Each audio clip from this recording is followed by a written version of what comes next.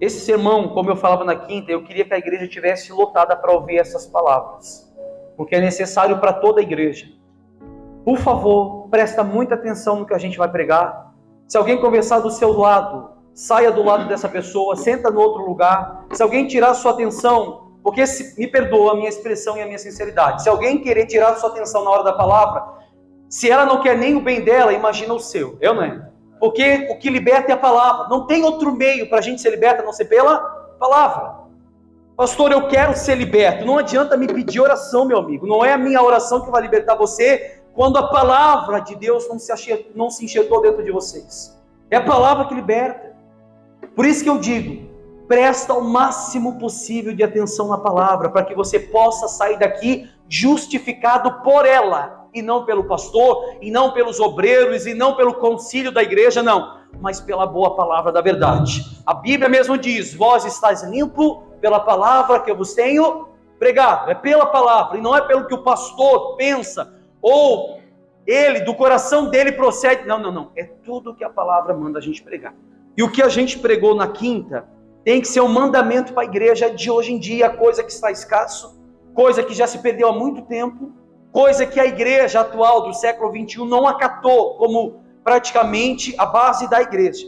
Não adianta a gente permanecer na igreja quando a igreja não permanece dentro da gente. É impossível que um salvo não tenha desejo de estar dentro da igreja, mas acima de tudo, de levar a igreja até os necessitados. Todas as vezes que a gente vê Deus usando um profeta, um homem de Deus, Isaías mesmo disse, porque o Espírito do Senhor me ungiu para pregoar as boas novas aos quebrantados, aos necessitados, ou seja, era sempre para quem precisa. O reino dos céus não consiste somente na gente beber, na gente comer, não. O reino dos céus tem que ser espalhado aos quatro cantos dessa terra, para que os eleitos de Deus se manifestem. É só pela palavra mesmo que os eleitos se manifestem. Por isso que a gente fala que quando Paulo vai pregar a palavra em Roma, e ele sabia que ele iria ser martirizado, ele ficou com medo por um momento. Falou para Jesus, Senhor, vão me matar. E Jesus falou, vai, Paulo, que ninguém te faça mal nenhum. Pregues, porque tem muitos meus que estão lá. Amém? Nós entendemos que os eleitos de Deus, os salvos, os redimidos, os justificados se manifestam pela palavra.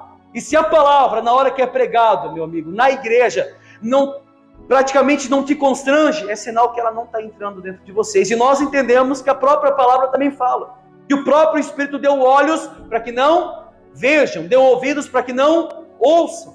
A própria palavra fala que a palavra mesmo sendo pregada e os homens de fora não compreendam, o próprio Espírito mesmo de Deus que cega a visão desses incrédulos, para que não se achegam a salvação até eles. Tudo é por Deus, nada é pela gente. Por isso que eu digo, presta o máximo possível de atenção, porque a palavra que a gente vai pregar hoje serve como um mandamento, deveria ser o primeiro mandamento dentro da igreja. Claro que é amar Deus sobre todas as coisas, mas qual é o segundo? Amar o teu próximo como a ti mesmo. É o segundo mandamento, maior.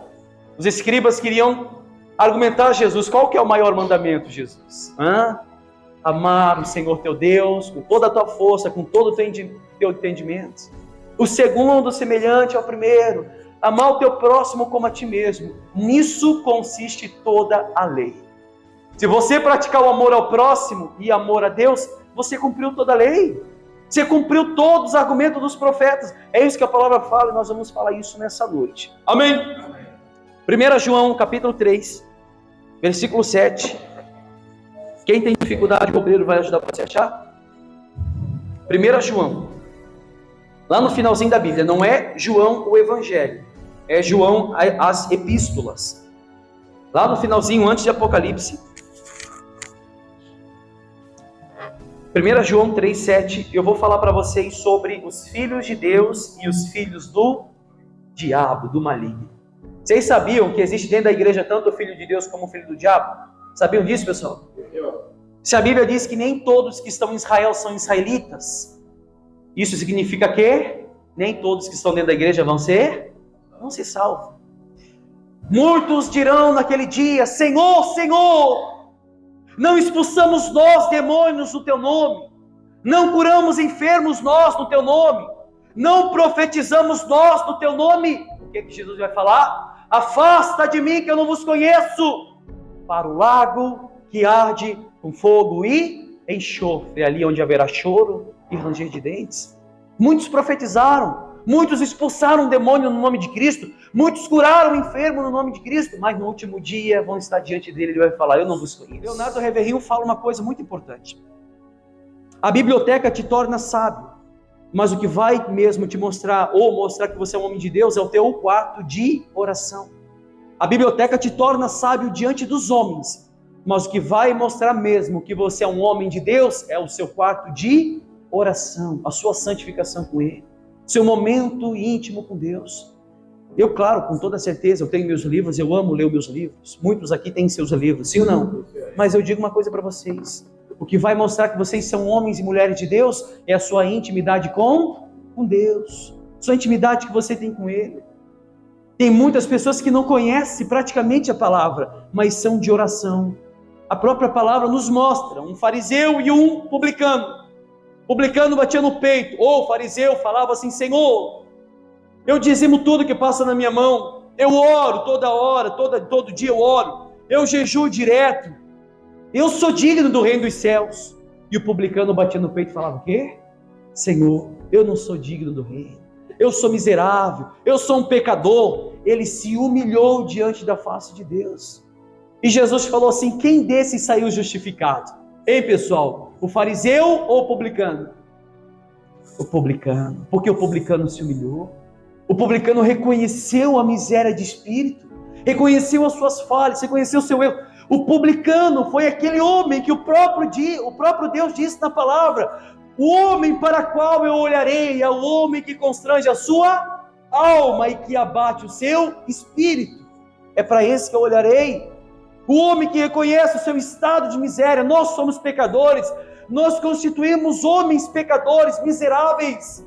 Como Paulo mesmo disse: miserável homem que sou, quem pode me livrar do corpo dessa morte? Nós damos graças a Deus por Jesus Cristo, porque se não fosse Ele justificar o pecador mediante a fé no seu próprio nome, nós não estaremos aqui. Se não fosse Cristo nos escolher, nós nunca escolheríamos a Ele. Pela nossa maldade de espírito, pelo nosso maligno coração. A própria palavra mesmo de Deus disse: não há quem busque a Deus. Romanos fala isso. Não há quem busque a Deus, não há quem faça o bem, não há. A Bíblia diz que debaixo dos céus não há um justo, não há um justo sequer, um. Eu posso me santificar todos os dias, eu posso orar todos os dias, eu posso ler a Bíblia todos os dias, eu posso ser erudito na palavra da verdade, eu posso ser um doutor da palavra, mas ainda assim, muitas das vezes Jesus vai olhar para mim e dizer: necessário vos é nascer de novo. Necessário vos é nascer de novo. Tem muitas das vezes que eu olho para dentro de mim mesmo e falo: necessário, eu tenho que nascer de novo. Eu tenho que reconhecer que eu preciso nascer de novo. Isso serve para mim, serve para os obreiros, serve para o auxiliar, serve para os membros, serve para todo mundo. Necessário é a gente nascer de novo. Eu vou mostrar para vocês na palavra os filhos de Deus. Quais são os atributos que constituem-se num filho de Deus e quais são os atributos que constituem-se num filho do diabo. Porque dentro da igreja existe tanto filho de Deus quanto filho do diabo. Por isso que eu senti necessidade de pregar essa palavra no domingo, para mostrar a realidade da igreja, para mostrar que a igreja de hoje em dia está a quilômetros de distância do verdadeiro evangelho, para mostrar que a igreja do século 21 ainda não aprendeu o que é o evangelho de Cristo. O evangelho não constitui se a gente está pregoando dentro de um templo. Isso qualquer um faz, os fariseus faziam isso. Os fariseus, por isso que Paulo, estava falando para o Henrique agora dentro do carro, Paulo, quando passava juntamente com Timóteo, ele olhava uma sinagoga dos judeus, falava: Timóteo, só um minuto. Entrava na sinagoga e ali ele pregava o evangelho para os judeus. Os judeus conheciam a lei, os judeus conheciam a letra, por isso eles eram chamados de sinagoga de Satanás, porque eles se achavam mais santos do que outros, quando o evangelho de Cristo constitui-se um homem miserável como eu, um homem miserável como você, que necessita todos os dias, todas as horas, da misericórdia do Deus Altíssimo. Amém, pessoal? Como a gente falou na oração há pouco tempo, e como a gente sempre prega nessa igreja, o que Davi falou? Senhor, o que darei eu a ti por todos os benefícios que tens me dado, se tudo que eu tenho vem de ti? O que nós podemos oferecer a ele? O que o próprio Davi falou também em Salmos: tudo que eu tenho para te oferecer aos meus pecados. Meu coração manchado pela iniquidade. Se não for a boa e mera vontade de Deus na nossa vida, hoje a gente não estaria aqui. Muitos não teriam acordado. Muitos não estariam unânimes nesse momento, daqui a pouco, no Partir do Pão, com a Igreja Santa, a Igreja Imaculada, na Assembleia do Justo. Não estaria aqui para oferecer a Deus esse culto racional, para oferecer a Ele as nossas dádivas, o nosso Partir do Pão. Não, nós não estaríamos aqui, porque foi Ele que nos trouxe. Só vai a Ele aquele que por Deus for chamado, somente esses. Eu não estou na igreja hoje porque eu quero. Eu não saí de casa. Me mostre na Bíblia onde fala isso se eu estiver errado. Pastor, eu estou na igreja hoje porque eu quis estar aqui. A palavra não fala isso. A palavra não mostra isso. A Bíblia diz que antes da fundação do mundo, o sangue de Cristo já foi reconhecido. Mas por quem? Pelos eleitos, pelos salvos. Antes da fundação do mundo. Antes de tudo ser formado, a Bíblia mesmo fala que o próprio Deus já escreveu o nome dos eleitos no livro da vida. A Bíblia diz: de modo nenhum eu arriscarei o nome deles no livro da vida. De modo nenhum. O salvo não perde a salvação. Não tem como. Pastor, impossível, eu não creio nisso. Agora, posso ser sincero para vocês? Você quer ver como um salvo não perde salvação? Vou fazer a mesma pergunta que eu sempre falo. Se dependesse de vocês, vocês seriam salvos? Hein, gente? Então a salvação não pertence a vocês, pertence a quem? Pertence a Deus. Salvação é dom de Deus, pertence a Ele. Toda dádiva, todo poderio pertence a Ele. Por isso que nós não produzimos salvação, como a gente sempre fala. E se nós não produzimos salvação, é impossível que o homem possa salvar-se a si mesmo.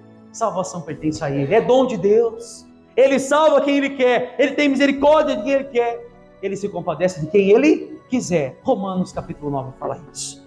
Agora eu vou mostrar para vocês os filhos de Deus e os filhos do diabo. Por favor, presta atenção. Diz assim: filhinhos, não vos deixei enganar por ninguém. Aquele que pratica a justiça é justo, assim como ele é justo. Aquele que pratica o pecado procede do diabo. Aquele que pratica o pecado procede do diabo.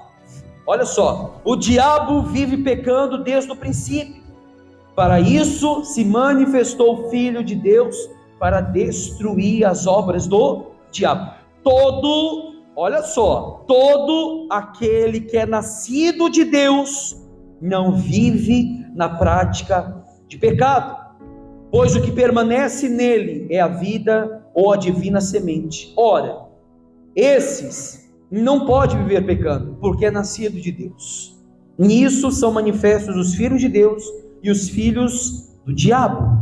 Todo aquele que não pratica a justiça não procede de Deus, nem aquele que não ama o seu, nem aquele que não ama o seu irmão. A palavra que João está mostrando que existe dois filhos na igreja, tanto o filho de Deus quanto o filho do diabo. A Bíblia mostra que o filho de Deus não vive na prática do pecado, não vive pecando. Como eu falei na quinta-feira, pastor, então o que a gente vai fazer com o livro de 1 João, capítulo 1, versículo 8, que diz que se dissermos que não temos pecado nenhum, a nós mesmos nos enganamos, e não há verdade dentro da gente. A Bíblia fala isso. 1 João 1,10 diz que se nós mesmos, se dissermos que não temos cometido pecado, fazemos mentiroso, e a palavra não habita dentro da gente. A Bíblia está mostrando que nós temos pecado, e João da mesma maneira está dizendo que aqueles que são filhos de Deus não vivem na prática do pecado, não vivem pecando. Há uma grande diferença. É muito fácil resolver essa questão. Os filhos de Deus não vivem na prática do pecado. O que o reformador João Calvino disse? Que o pecado na vida de um eleito é um acidente. Ele peca por acidente. Se você falar para mim que você não peca, eu vou te chamar de mentiroso. Porque todos pecam, é ou não é? mas é um pecado por acidente. Pastor, eu cometi um pecado tão grande. Você se arrependeu? Aquele que confessar o seu pecado, ele é fiel para perdoar. Se confessares os vossos pecados, ele é fiel para perdoar. Ele é fiel. Agora, o Filho de Deus não vive na prática do pecado. Os verdadeiros filhos de Deus não vivem pecando. Tem 3 termos e 3 atributos que eu separei aqui, daqueles que são conhecidos como filhos de Deus. Olha só, os filhos de Deus não vivem na prática do pecado. Primeiro ponto, não vivem na prática do pecado, ou seja, não vivem pecando. Segundo ponto, amam e praticam a justiça. Ele não só ama a justiça, mas ele pratica. E terceiro ponto, ele guarda os mandamentos de Deus. Isso constitui-se os filhos de Deus. Você pode ver, ele ama a justiça de Deus, ele pratica a justiça, ele guarda os mandamentos e não vive na prática do pecado. É difícil a gente guardar o nosso coração do pecado, é muito difícil. Mas olhamos como o avivalista falou, o metodista John Wesley: quanto mais de Deus eu tenho, menos vontade de pecar eu tenho. Quanto mais de Deus eu tenho dentro de mim, menos vontade de pecar eu tenho. Amém? Porque quanto mais do Espírito Santo na minha vida, menos a carne tem poder contra mim. É só você ler Gálatas capítulo 5, versículo 16. A luta é eminente, constantemente, da carne contra o Espírito. Não cumprireis a vontade da carne, porque a carne e o Espírito se opõem um contra o outro, para que vocês não façam o que quereis. Não podemos dar ênfase à carne. Como diz Efésios capítulo 6, revestimos de toda a armadura de Deus para que possamos suportar os dias maus. Capacete da salvação, escudo da fé, as sandálias da palavra, da justiça, meu Deus, entre outros os termos que a palavra nos mostra, de Efésios capítulo 6, o Filho de Deus guarda todos esses mandamentos, guarda a palavra da verdade. Ou seja, se eu olhar para todos esses termos, tem muita gente na igreja que não vai ser salvo, ouvindo a palavra. Paulo mesmo disse que o Evangelho de Cristo, ele é um aroma bom para os salvos, mas também para os perdidos é cheiro de morte. O mesmo Evangelho de Cristo que está ali para te salvar, é o mesmo que está ali para te condenar. Pastor, não, tem coisa errada. Vai ler Bíblia. Pregávamos esses dias. O que Deus falou para Jeremias e para Isaías? Jeremias ou Isaías, para os dois: vocês vão pregar, mas o povo não vai ouvir. Vocês vão pregar, mas eles não vão ouvir. Mas por que então Deus mandou pregar? Para que o evangelho que for pregado seja como praticamente a testemunha do último dia que foi pregado, mas eles não ouviram, não aceitaram. Não é? Foi isso que aconteceu em Sodoma e Gomorra. Foi isso que aconteceu no dilúvio. Foi isso que aconteceu no exílio. Ouviram a palavra, sim, o evangelho foi pregado nos 4 cantos, não foi isso que Paulo falou? Foi falado. Mas até quando resistis ao Espírito Santo? Homens de coração duro de serviço, até quando vocês vão resistir ao Espírito Santo? Até quando há resistência da parte do coração maligno de vocês, para que a palavra da verdade não constranja vocês no pecado que vocês cometem? Sim ou não? Por isso que eu sempre falo, quando nós ouvimos a palavra e não constrange, que evangelho que nós estamos ouvindo? Tem que ser o evangelho de Cristo.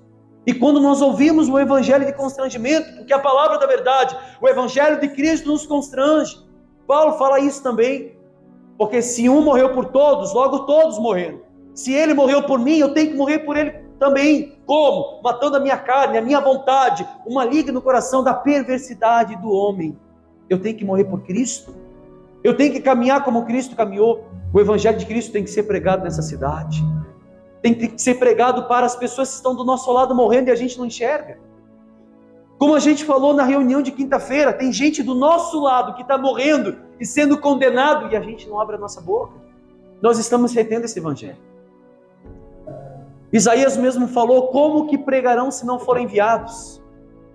Ou como ouvirão se não tem quem? E não tem quem pregue. Nós somos chamados, somos geração eleita, sacerdócio real, o povo santo, o povo escolhido, que foi posto para anunciar as grandezas de Deus. A Bíblia fala isso, daqueles que Ele tirou das trevas para a sua maravilhosa luz. Se Ele nos tirou, nós vamos ter prazer de anunciar esse Evangelho aos perdidos. Isso constitui-se os filhos de Deus, amando os irmãos. Como que eu amo o irmão? Pregando essa palavra, o Evangelho para as pessoas perdidas. O maior sinal que você ama uma pessoa é falando a verdade para ela. É ou não é? Quando você odeia, você fala mentira. Por isso que os falsos profetas hão de ser condenados, não amam a sua igreja. Pregam para ver igrejas inchadas e não cheias de pessoas salvas. O Evangelho constitui-se em pessoas convertidas, pessoas salvas. Sabemos que é muito difícil você conseguir encher uma igreja de pessoas salvas, por quê? Não depende da gente, depende dele. Não depende de número de pessoas. Jesus pregou para uma mulher no poço de Jacó, uma samaritana. Como pode, sendo tu judeu e eu samaritana, eles não se comunicavam. Jesus falava que tinha água de vida eterna para dar para ela. Ela nunca mais tornará a ter sede. Vai, chama o teu marido. Ela disse, eu não tenho marido. Dissesses bem, tivesse 5, porém nenhum deles eram teus. Ela disse, veja que és profeta, sim ou não? Jesus estava ali para oferecer a palavra, a fonte de água viva que jorra do trono de Deus. Aqueles que ouvem a palavra da verdade e são chamados de filho de Deus, do nosso interior fluirão rios de águas vivas aos sedentos. As pessoas lá fora têm que também beber dessa água. Nós temos que apresentar elas essa fonte. Evangelho não é isso daqui. Falei na quinta-feira, é muito fácil eu vir para a igreja, sim ou não? Mas é muito difícil a igreja ir comigo. É muito difícil eu levar a igreja para as pessoas perdidas. É muito difícil eu levar a igreja para os necessitados, muito difícil. Os fariseus faziam isso. Até então eles estavam dentro do templo, apresentando os seus sacrifícios. O incensário, quando o incensário fumegava, achavam eles que a oração estava sendo ouvida. Mas o que Deus falou em Jeremias? Não adianta interceder por esse povo, porque a oração deles eu não ouvirei. Não vou ouvir. O Filho de Deus, ele tem prazer na lei de Deus, não vive pecando. Ama e pratica a justiça e guarda os mandamentos de Deus. Nós sabemos que todos nós somos nascidos do pecado. E, meu amigo, não há bondade dentro da gente. Por isso que nós dependemos exclusivamente de Deus. Por isso que nós dependemos somente dele. Amém? Primeiro ponto, guarda dentro de vocês. Qual que é o primeiro ponto? Acabei de falar, meu Deus. Não vive na prática do pecado. Guarda, marca, não sei, por isso que eu digo, traga um caderninho para marcar. Primeiro ponto, não vive na prática do pecado. Segundo ponto, pratica e ama a justiça. Praticar e amar a justiça significa agir honrosamente, honestamente. Um homem reto e íntegro diante de Deus. Agir com justiça requer um homem de exemplo, que reflete a Cristo não com as suas palavras, mas com o seu testemunho. Um homem que anda na justiça, um homem que pratica a justiça. Ele anda com Deus na humildade de espírito e progredindo no testemunho do Evangelho, não testemunho dele. Por isso que tem gente que fala assim, pastor, eu tenho um testemunho para contar, porque eu conquistei tal coisa, isso. Nós não pegamos testemunho de ninguém, porque o testemunho não cabe a nós, cabe a ele. Amém? Adianta eu pegar uma pessoa no altar, o que aconteceu, pastor? Eu estava desempregado, conquistei um emprego, eu estava pobre, fiquei rico. Você está falando de você, e cadê Cristo? O testemunho tem que ser dado dele. Temos que dar testemunho. Era isso que João Batista falava. O testemunho que eu dou não é de mim mesmo, é dele. Nós testemunhamos dele.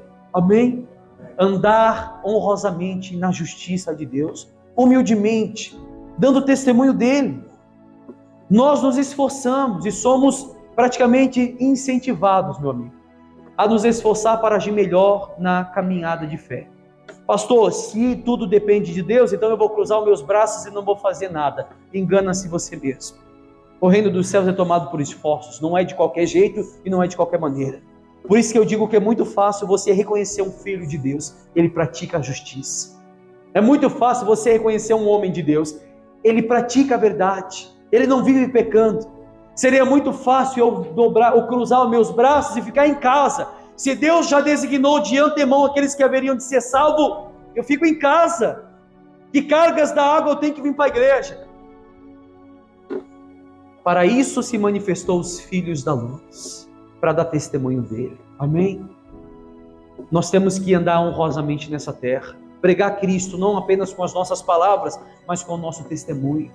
Ou, melhor, mostrando testemunho, para que as pessoas possam olhar para a gente e ver verdadeiramente que foi Cristo que nos libertou. Será que a gente realmente é cristão, pessoal? Como eu falei para o povo na quinta, como eu falava na quinta, qual foi o único momento em que os cristãos, aonde que os cristãos foram chamados de cristão? Lá em Antioquia, no concílio que Tiago liderou, que pregava Cristo. Tiago estava com outros discípulos, e os discípulos entre si conversando acerca do que eles iriam falar. Vamos falar de Cristo, somente de Cristo. Foi o único momento nas Escrituras que eles foram chamados de cristão, porque eles anunciavam a Cristo e não a eles. Pedro e João, quando estavam na porta formosa, quando vê aquele paralítico pedindo esmola, eles falaram: eu não tenho ouro e nem prata, mas o que eu tenho eu te dou. Em nome do Senhor Jesus, levanta aí, anda. Ficou por aquilo? Aquele paralítico saiu atônito, saiu praticamente feliz. Ele congratulava, ele dava júbilo de alegria. E todos os judeus falavam: peraí, não é esse que é paralítico de nascença? Todos se espantaram. Perguntaram para ele o que houve. Falaram que 2 homens levantou ele, em nome de um certo Jesus. Perguntaram, foram até Pedro e João. Foi a oportunidade para Pedro e João falar de Cristo no meio dos judeus. A Cristo, aqueles que vocês crucificaram, aqueles que vocês entregaram, e falavam, claro, que já estava previsto por Deus, mas vocês crucificaram ele. Vocês que cravaram ele naquele madeiro, foi vocês, foi pelo pecado de vocês. Eles usaram da oportunidade de uma cura para falar de Cristo. Amém? E como é que os pastores contemporâneos hoje? Bota a mão na cabeça de uma pessoa, a pessoa é curada e eles recebem glória para eles. Eu estava vendo um vídeo agora, e é um pastor de uma igreja tradicional que estava escrito assim: venha nesse domingo participar da Santa Ceia com o pastor dos milagres. Uma igreja conhecida aqui. O pastor dos... Eu achei que era Deus que fazia milagre. Eu achei que o milagre era por intermédio dele. Olha como o homem está requerendo mérito para si. Um dia, eu era pastor da Igreja da Graça, eu vou falar do que eu vivi, não tenho medo de falar isso. Eu estava no altar de joelhos. Eu nunca me esqueço, eu estou com a minha mão na Bíblia, eu quero que Deus me condene ao Hades se eu estiver mentindo. Eu estava no altar de joelho e falava: tem misericórdia de mim, ó Deus, eu não sou nada, eu necessito da tua mão na minha vida, eu preciso do Senhor, porque se o Senhor não estiver comigo, quem estará, meu Deus? Na mesma hora, o pastor saiu do escritório, que eu era um auxiliar, ele abriu a porta do escritório, me deu um empurrão assim: tá louco, rapaz? Quem falar que você não é isso, você tem que mostrar para o povo que você praticamente é tudo na igreja, diante de Deus. Você tem que mostrar para o povo que você pode, senão o pessoal vai olhar para você como um zero à esquerda. Meu Deus do céu, mal sabe ele que é um miserável, sim ou não? Se Paulo falou, miserável homem que sou, e Paulo foi praticamente o discípulo que constituiu a espinha dorsal do evangelho, das doutrinas da graça, quem sou eu diante de Paulo, ou diante de Cristo? Ei pessoal, miserável homem que sou, eu reconheço as minhas falhas. O homem que foi justificado foi o publicano, porque ele reconhecia as falhas dele. Os pastores contemporâneos se acham super-heróis nos altares, quando, coitados, estão a ponto de perderem as suas almas. Sim ou não? Não existe pastor dos milagres, não existe pastores da cura, não. Existem homens e mulheres necessitadas da misericórdia de Deus. Assim como eu, assim como vocês. Amém, gente? Então, o segundo ponto é praticar e amar a justiça. Nós temos que andar honrosamente. Cabe a gente se esforçar, sim. Cabe a gente se esforçar e sermos praticamente incentivados a nos esforçar com toda certeza. O homem de Deus vai querer ajudar o seu próximo. O homem de Deus vai querer entregar esse evangelho aos necessitados, como a gente sempre fala. Depende de Deus de fato. Mas se nós não pregarmos, como é que o evangelho de Cristo vai ser anunciado se não tem quem pregue? Precisamos pregar. Você talvez, como eu falei na quinta-feira agora, guarde isso que eu vou falar agora. Guarde isso, por favor, dentro do seu coração. Você talvez já se perguntou: será que eu estou fazendo o suficiente? Será, meu Deus, que eu estou fazendo o suficiente para o Senhor? Será que eu tenho sido um filho que o Senhor se agradasse de mim? Será? Mesmo sabendo que somos uma pessoa imperfeita, mesmo sabendo que nós não temos mérito nenhum, mas você já se perguntou para Deus: será que você está fazendo o suficiente, pessoal? Será que diante de Deus você é considerado como um filho de Deus? O que eu poderia, meu Deus, fazer para me qualificar diante dos caminhos da minha fé? Miqueias, um profeta velho, Miqueias mesmo fala assim, Miqueias capítulo 6, versículo 6. Ele mesmo diz: com que me apresentarei diante do Senhor? Como que eu vou me apresentar diante do Senhor? O que eu oferecerei ao Deus Altíssimo? Ele se perguntava. Ele perguntava para si mesmo: de que maneira eu vou me apresentar diante do Senhor? Ou de que maneira eu estou me apresentando diante do Senhor? Quando você ora diante de Deus, você faz essa pergunta para Ele: meu Deus, de que maneira que eu estou me colocando diante do Senhor? Com temor? Com tremor? Porque Tiago fala, 2,19, vocês creem em Deus? Fazes bem, porém o diabo também crê, e ele estremece. O diabo estremece. Como eu sempre falo, falei na quinta-feira, falei na escola bíblica, os demônios têm atitude melhor do que muitos cristãos, porque além de crer, eles estremecem. E muitos cristãos vivem uma vida como se o próprio Deus não existisse. Apenas crer não é o suficiente. Não fossem chamados apenas para crer, mas a padecer por Ele. Está escrito em Filipenses. Vocês estão dispostos a padecer por Deus? Vocês estão dispostos a padecer pelo Evangelho de Cristo? Vocês estão dispostos a perecer pela boa palavra da verdade? Ah, pastor, eu estou. Então você pode se constituir um filho de Deus, um filho dele. Provérbios 21:15 mesmo disse que praticar a justiça é alegria para o justo. Praticar a justiça é alegria para o justo, mas é espanto para os que praticam iniquidade. Provérbios 21:15. Ou seja, os filhos de Deus amam praticar a justiça, é alegria para eles. Por isso que são chamados de justos, porque o próprio Cristo os justificou. Mas para os ímpios é abominação, é iniquidade. Para os ímpios cheiro de morte. E o terceiro ponto qual é? Guardar os mandamentos. Guardar os mandamentos. Se você ler em 1 João 2,3, só voltar uma folha, olha só. 1 João 2,3 diz assim: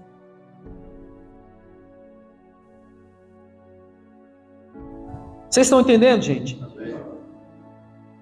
Agora que vai chegar a questão da coisa que eu preciso que vocês entendam. 1 João 2,3. Ora, sabemos que o temos conhecido por isso, se guardarmos os seus. Aqueles que diz, eu o conheço e não guardo os seus mandamentos, é o quê? Mentiroso.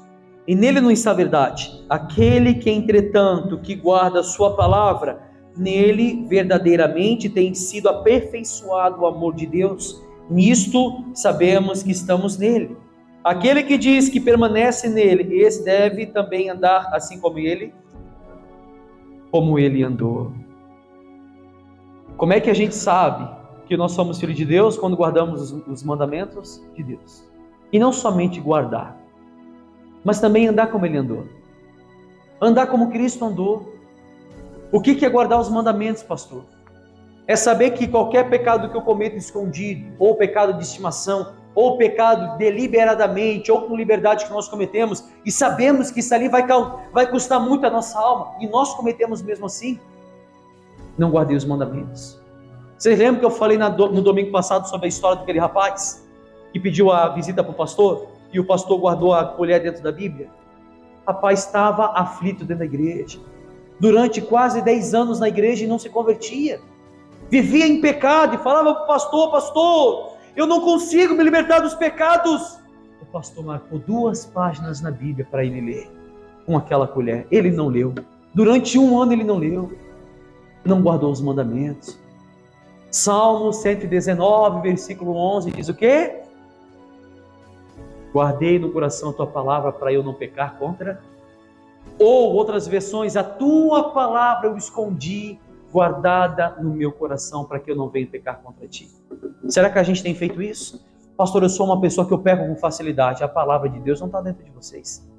Pastor, eu sou uma pessoa que eu tropeço com facilidade. Cuidado.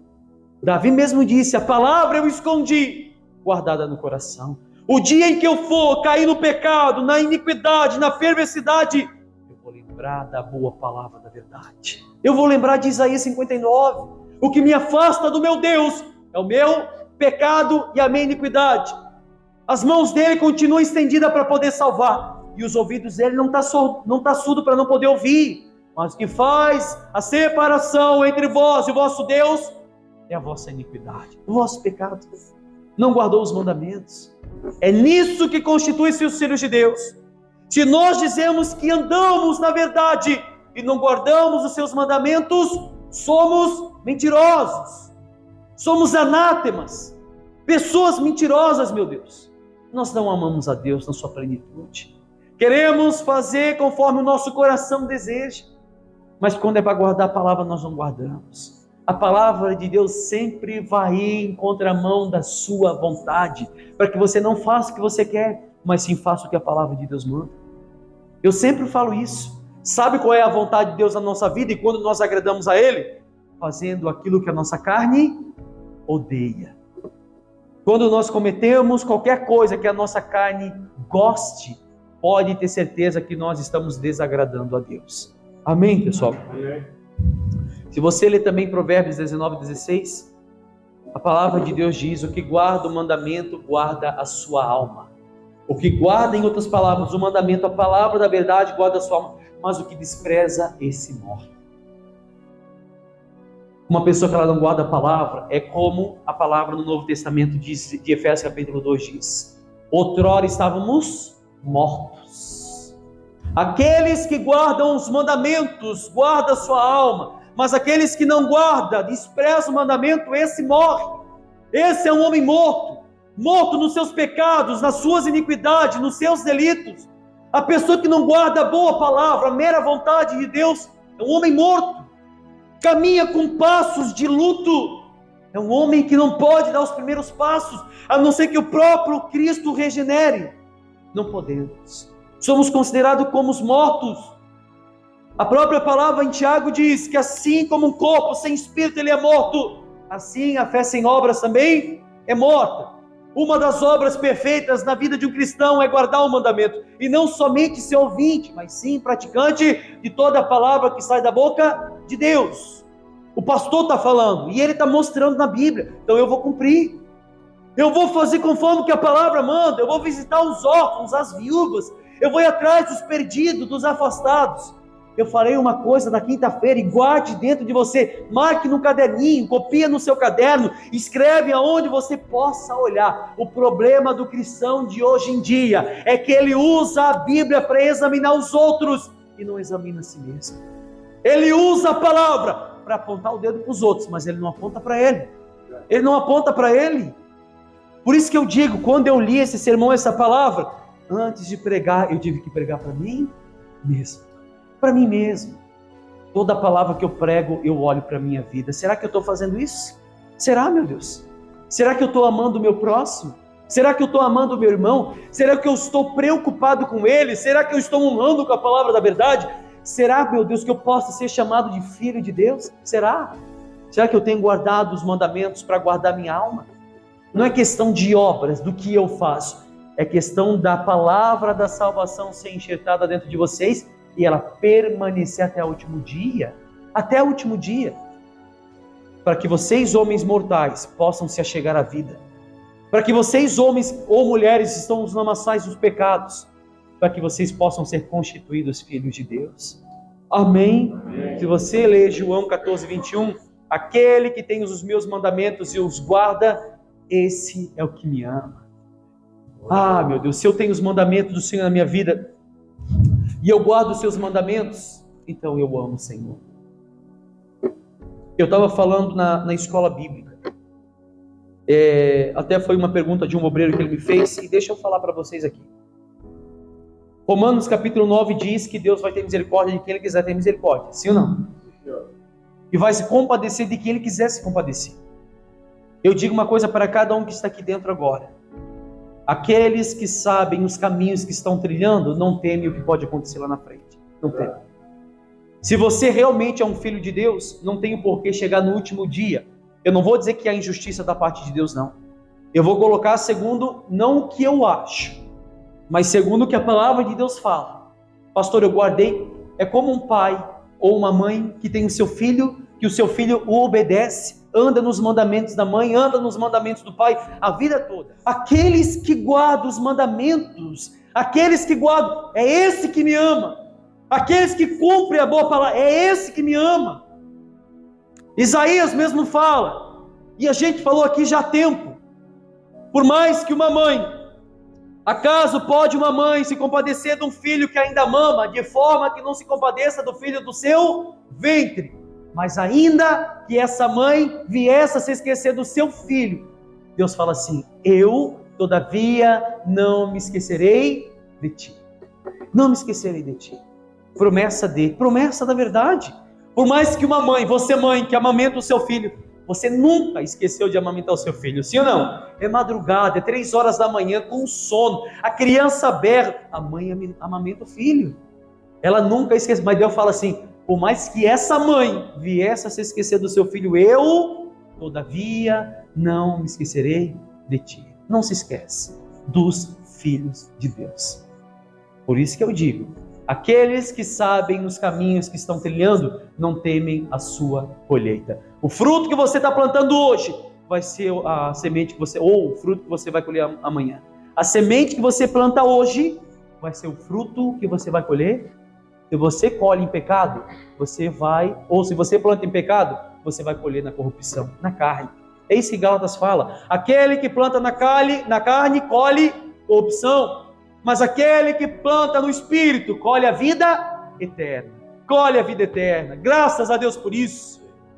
Ou seja, também não depende daquele que corre, e também não depende daquele que quer, mas depende daquele que compadece. Depende dele, tudo dele. Ele coloca dentro da gente tanto querer, também quanto realizar. Tudo depende dele. Amém? Amém. Vamos ler 1 João 2,9. A gente já está em 2, vai para o 9.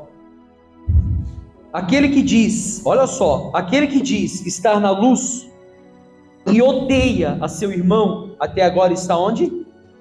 Aquele que diz estar na luz e odeia ao seu irmão, até agora está onde? Nas trevas.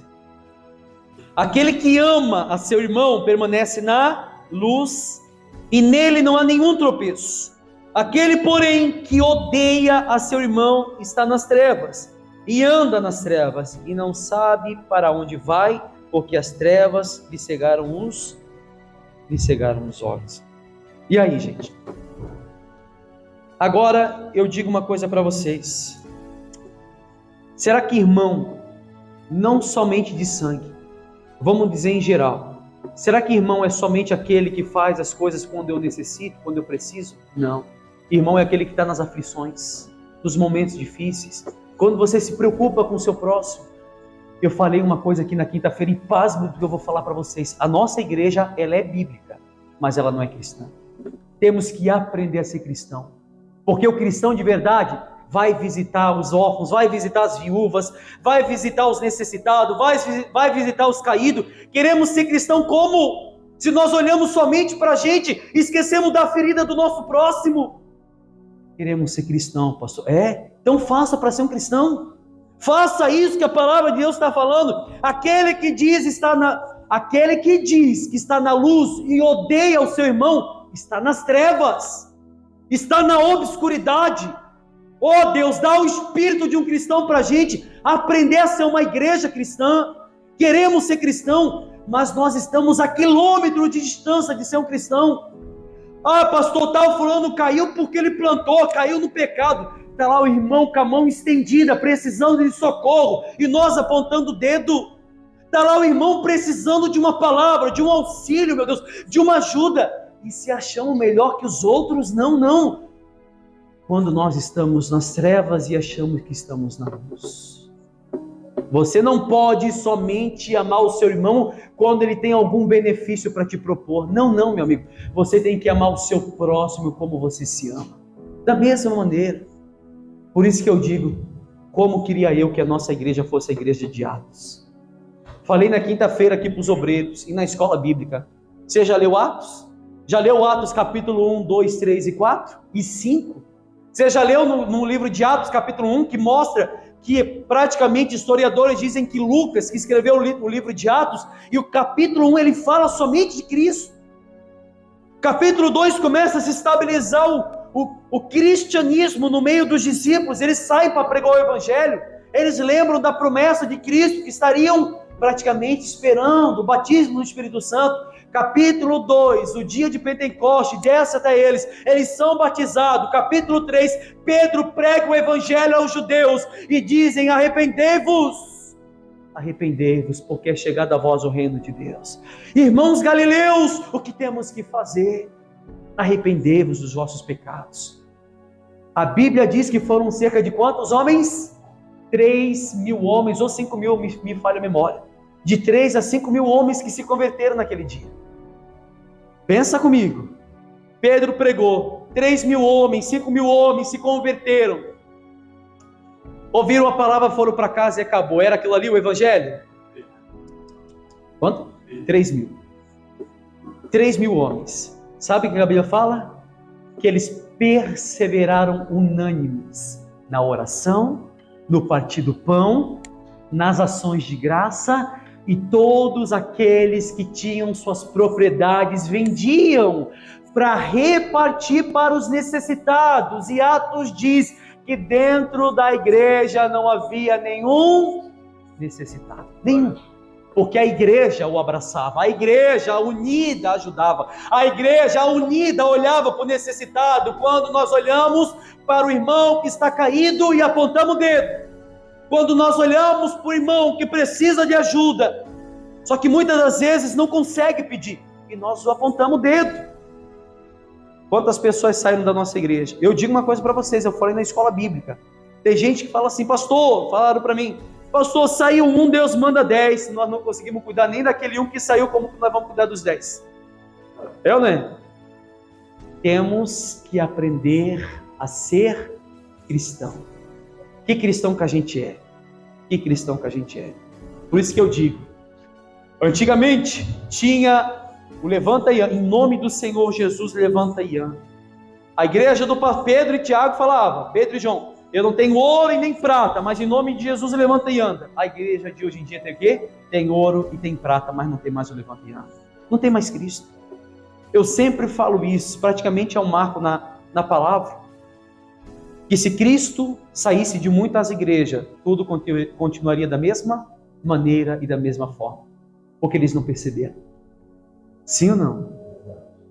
Eu digo para vocês, se Cristo sair dessa igreja, pode ir todo mundo para casa, porque é Ele que é a base forte desse ministério.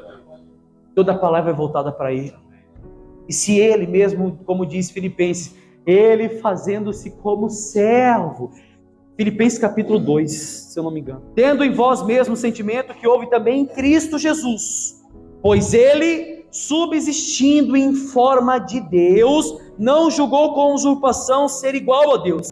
Antes a si mesmo se esvaziou, assumindo a forma de servo, tornando-se em semelhança de homens, e reconhecido em figura humana. Assim mesmo se humilhou, tornando-se obediente até a morte e morte de cruz. Pelo que também Deus o exaltou sobremaneira e lhe deu o nome que está acima de todo nome, para que o nome de Jesus se dobre todo o joelho nos céus e na terra e debaixo da terra, e toda língua confesse que Jesus Cristo é o Senhor, para a glória de Deus Pai.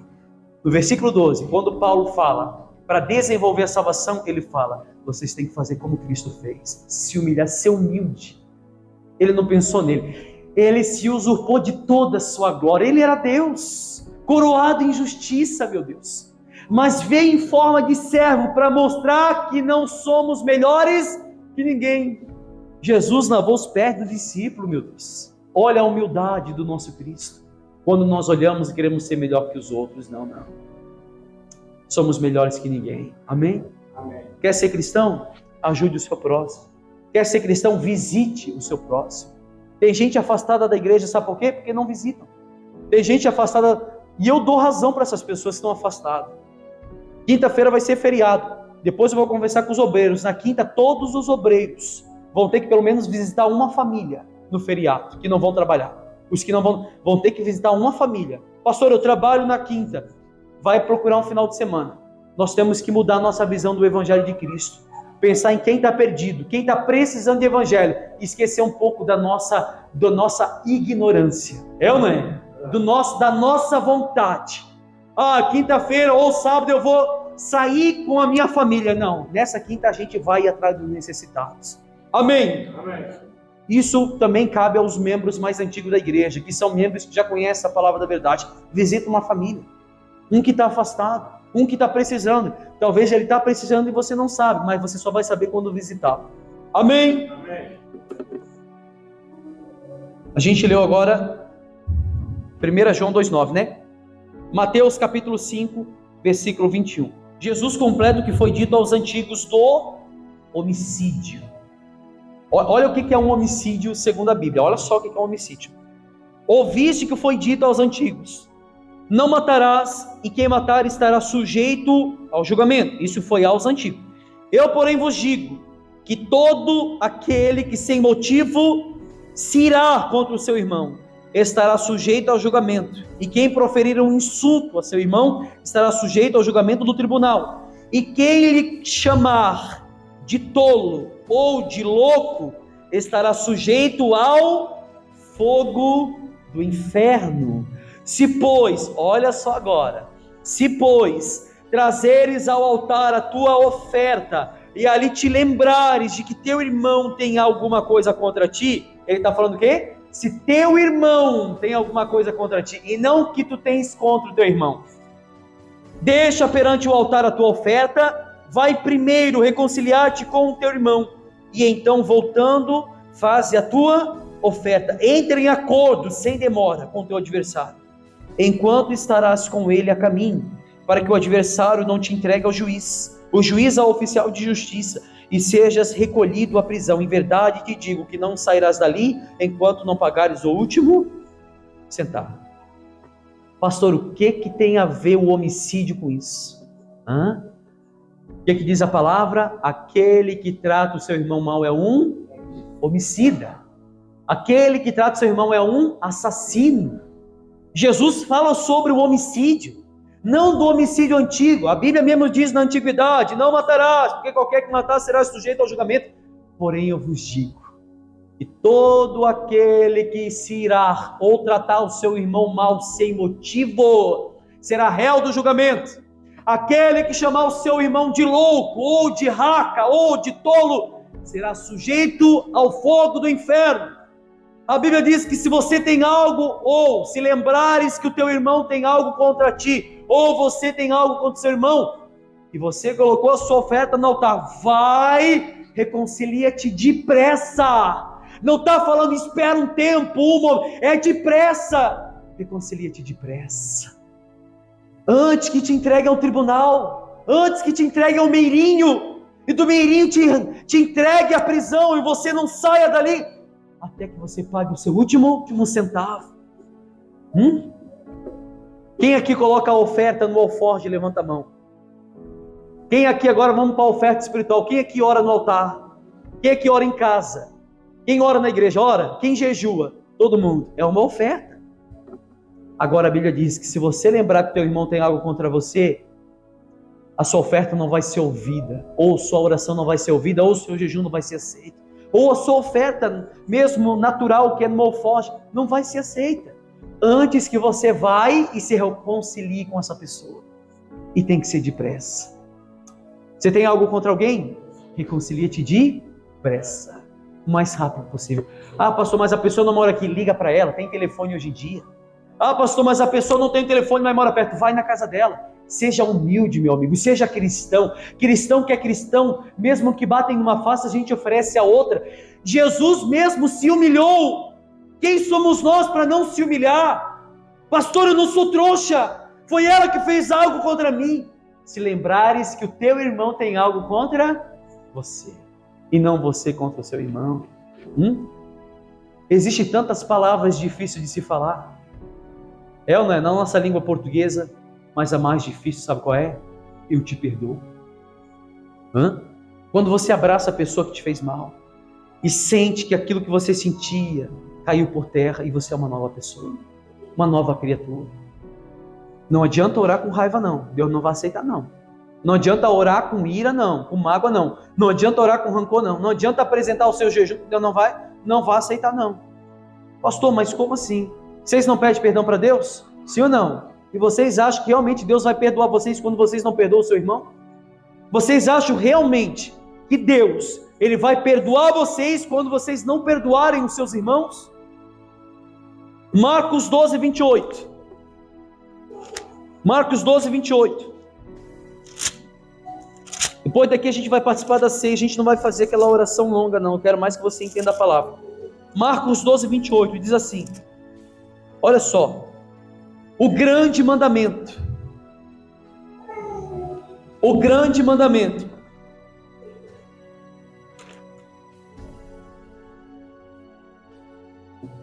Marcos capítulo 12, versículo 28, olha qual que é o grande mandamento, o maior de todos. Não existe mandamento maior que esse. Chegando um dos escribas, tendo ouvido a discussão entre eles, vendo como Jesus lhe houvera respondido bem, perguntou-lhe qual é a principal, ou qual é o principal de todos os mandamentos. Respondeu-lhe Jesus, o principal é: ouve, ó Israel, o Senhor nosso Deus é o único Senhor. Amarás, pois, o Senhor teu Deus de todo o teu coração, de toda a tua alma e de todo o teu entendimento e de toda a tua força. O segundo é: amarás o teu próximo como a ti mesmo. Não há outro mandamento maior do que estes. Não falou somente do que este, mas do que estes. Está falando dos dois. Disse-lhe os escribas: muito bem, mestre, e com verdade dissestes que ele é o único, e não há outro senão ele. E quem amar a Deus de todo o coração, e de todo o entendimento, e de toda a força, e amar ao próximo como a si mesmo, excede a todos os holocaustos e sacrifícios. Vendo Jesus que ele havia respondido sabiamente, declarou-lhe, essa é a parte que eu mais guardei dentro de mim: não estás longe do reino de Deus. E já ninguém mais ousava interrogá-lo. Não estás longe do reino de Deus. Por quê? Porque além de amar o Senhor teu Deus com toda a força, com todo o entendimento, temos que amar o nosso próximo como a nós mesmos. O escriba pergunta para Jesus: Senhor, qual é o maior mandamento? O maior mandamento é esse: ouve, ó Israel, ouve, ó igreja Semacro, o maior mandamento constitui-se nesse: amaremos o nosso Deus com toda a força, com todo entendimento, com todo vigor. Mas não somente isso, amar o nosso próximo como a nós. Nisso consiste toda a lei e os profetas. Jesus falou para o escriba: respondesses bem. Ou o escriba falou para Jesus: respondesses bem, pois estás próximo do reino de Deus. Por quê? Por que ele estava próximo do reino? Porque além de ele amar a Deus, ele amava o seu próximo. Ele amava o seu próximo. Agora eu pergunto para vocês: o que adianta dos holocaustos, dos sacrifícios, se a lei consiste somente nesses dois mandamentos? Pastor, mas se a gente não cumprir alguns pontos da lei, a gente pode ir para o inferno. Não, meu amigo, não podemos ir para o inferno. Porque o mandamento constitui-se somente nesses dois. Cumprir os dois, você cumpriu toda a lei. É isso que está falando. É isso que a palavra está falando, meu Deus. É isso que as escrituras estão falando. Você amando o seu próximo e a Deus, você cumpriu toda a lei. Toda ela. Toda a lei. Ou seja, será que olhando para todas essas passagens, a gente podemos constituir-se filho de Deus? Será, pessoal? Se a gente for olhar para 1 João 4:20, João fala assim: como é que pode vocês dizer que amam a Deus, aquele que vocês não vê, se vocês odeiam o seu irmão, aqueles que vocês conseguem ver? Como é que vocês podem dizer assim: eu amo a Deus, se vocês não veem Deus, se vocês odeiam aqueles que vocês veem, que são um irmão que está do seu lado? Por isso que eu digo, Será que a nossa igreja é cristã mesmo? Será, pessoal? Será que podemos dizer que nós somos cristãos? Será, gente? Estamos a quilômetro de distância de dizer que a gente é cristão. Amém? A partir de hoje, faça diferente. Não pense somente em você, não. Pense no próximo. Assim como um dia você foi resgatado, tem muita gente que precisa ser resgatado lá fora. Assim como pelo precioso sangue de Cristo, e não foi por prata e não por ouro e nada perecível, mas pelo precioso sangue que você foi resgatado, ofereça a esse Cristo que você um dia conheceu, pela boa e mera vontade dele, ofereça para as pessoas lá fora. Amém? É essa a palavra que eu tenho para deixar para vocês. Que o Espírito Santo de Deus, que a verdade e as Escrituras, através do Espírito Santo de Deus, possa enxertar essa palavra dentro de cada um que está aqui, e a partir de hoje a gente possa ver diferente o Evangelho de Cristo. Amém? Indo atrás daqueles que estão necessitados. Não somente com palavras. Porque, vamos lá, a Bíblia diz assim, o que adianta eu chegar num mendigo? Você sabe que o mendigo está com fome, é ou não é? Chegar para o mendigo e apenas dar palavras para ele, se o que ele necessita é do mantimento. De nada adianta. Nós temos que entregar tanto o mantimento como as palavras. Não adianta eu olhar para o andarilho e falar para ele que Jesus ama ele, pai, ó, Jesus. Não. Eu tenho que entregar o que ele necessita, que é o mantimento. Amém? Vai visitar as pessoas. Visita talvez o seu vizinho, visita talvez as pessoas que se afastaram da igreja. Eu tenho certeza do que eu vou falar agora. Tem muitos que necessitam e vocês não estão abrindo os seus olhos para essas pessoas. Diga graças a Deus. Vamos ficar de pé.